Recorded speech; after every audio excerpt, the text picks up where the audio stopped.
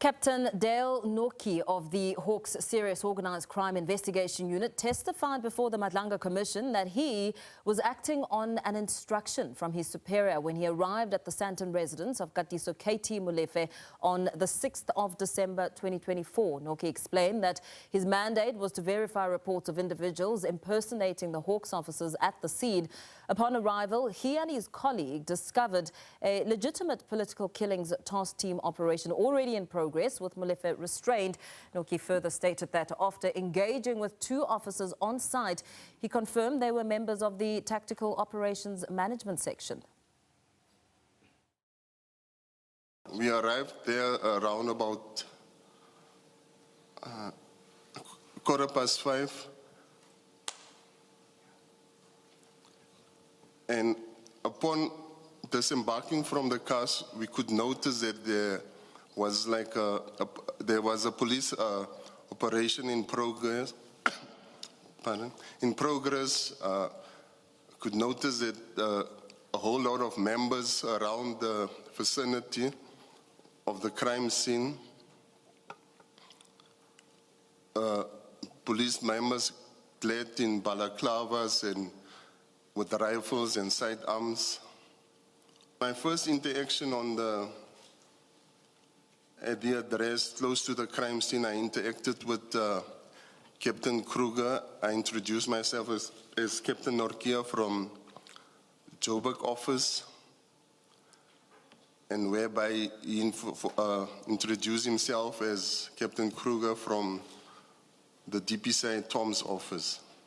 And he informed me that he also confirmed that it was a police operation from a national task team in progress. I established contact with Colonel Molefe, whereby I informed her about what transpired, and whereby she also informed us that we should withdraw, and I informed the members that we should withdraw and that it was a legit police operation. Now, Warrant Officer Paul Khatebe of the Hawks Serious Organised Crime Investigation Unit has validated his colleague, Captain Nortjie's testimony that they reported at Katiso Molefe's Sandton home on December 6th of 2024. The political killings task team, led by crime scene expert Captain Maxwell Wanda, was executing an arrest warrant for Molefe. Commissioner, for all Hawks members, before conducting any operation, the member must first send an operational plan to the office, to the immediate commander, explaining briefly what operation is he going to conduct, where is he going to be, and with how many members. We sometimes utilize members outside the DPCI, meaning our uniformed people, our flying squad or our TRT. We mention them in the operational plan. That operational plan is sent to our immediate commander. Our immediate commander will therefore send it to provincial. Provincial will therefore send it to head office. This is not shared to the members on the ground. It is just for commanders to know the whereabouts of the members and what they are doing. And we are working as a team in the police. Normally, the person in charge would be the one that is doing the talking. We cannot just jump into a crime scene and everyone do as he pleases. That's why we handed over the platform to Captain Nortjie to address the issue. So it was just unfortunate that I saw people that I knew, so I couldn't just stand, and that's why I went to them and we interacted, we talked, we spoke. So that 10 minutes, we had given it to Captain Nortjie to explain our purpose for the visit, and thereafter tell us as to what must we do. Right, let's take you to SABC News reporter Kani Mapanga, who's following the Madlanga Commission and joins us live from Pretoria. Very good afternoon to you, Kani. Lots of questions, really just trying to get a sense of the details around what transpired when officers were outside Molefe's Sandton home. What were some of the highlights?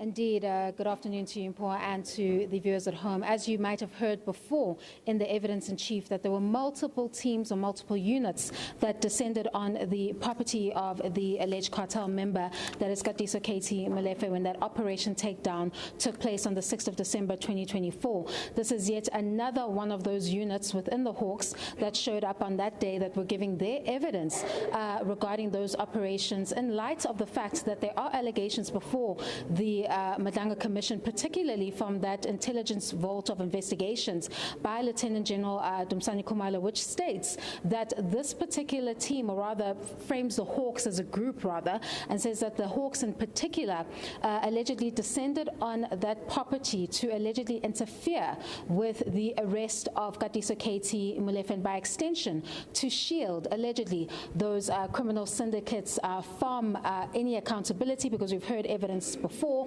that points these particular cartel members, alleged cartel members, or rather Molefe specifically, to persons within the command or the office of the Deputy National Commissioner, that is Lieutenant General Shadrack Sibiya. So essentially what you've seen is there are three officials, that is Captain Nortjie, Warrant Officer Khadebe, and the Provincial Hawks Head, which would be Major General Kadwa, that have come in to explain what their operations were on that day. And the general defense continues to be maintained by these Hawks officials is that they were there for a simple verification request. However, questions still remain regarding why this particular team, or the various units from the Hawks that descended on this property, stayed there longer than what was expected after they learned that this was indeed a legitimate operation being carried out by counterintelligence with the support of the PKTT members. As we've heard, that they've been there for 60 minutes, which is quite excessive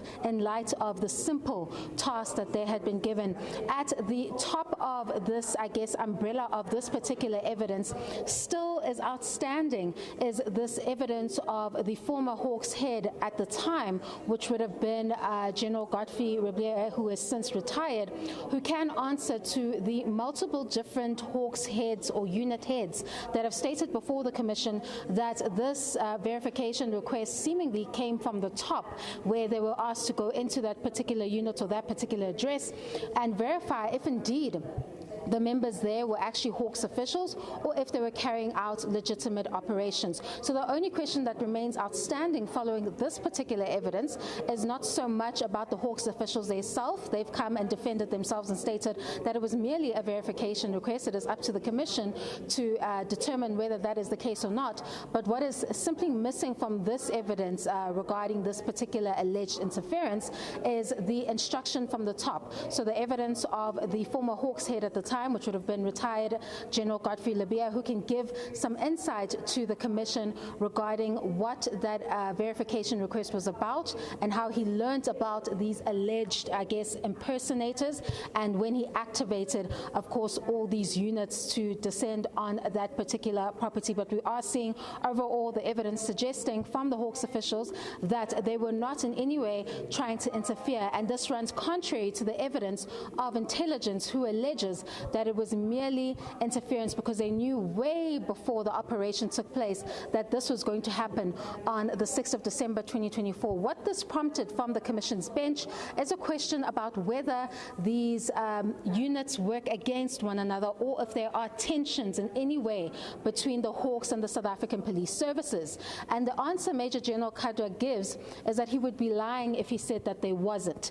But how he personally works is that he tries to work with all the different police units within the South African Police Services. But it seems that in this particular incident, there's far more under the surface that still needs to be revealed by the Madlanga Commission. Of course, those witnesses that can, I guess, give evidence that can provide further clarity are not yet to be called before the Commission. We know that Brigadier Lesiba Mokoena is expected to return any time in the nearer dates that are coming. And then, of course, we don't know yet if General Lebiya has been served with the Rule 3 notice notice or if he's going to appear or not before this commission. But that brings us to the end of this very short hearing today. And of course, the commission will continue tomorrow at 9:30 a.m. with a new witness expected to appear before the probe.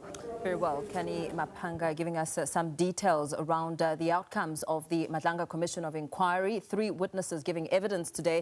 And of course, the questions still loom on some of the links and the loopholes with regard to what transpired and what inspired that move on that very day outside Katiso KT Molefe's home. Now,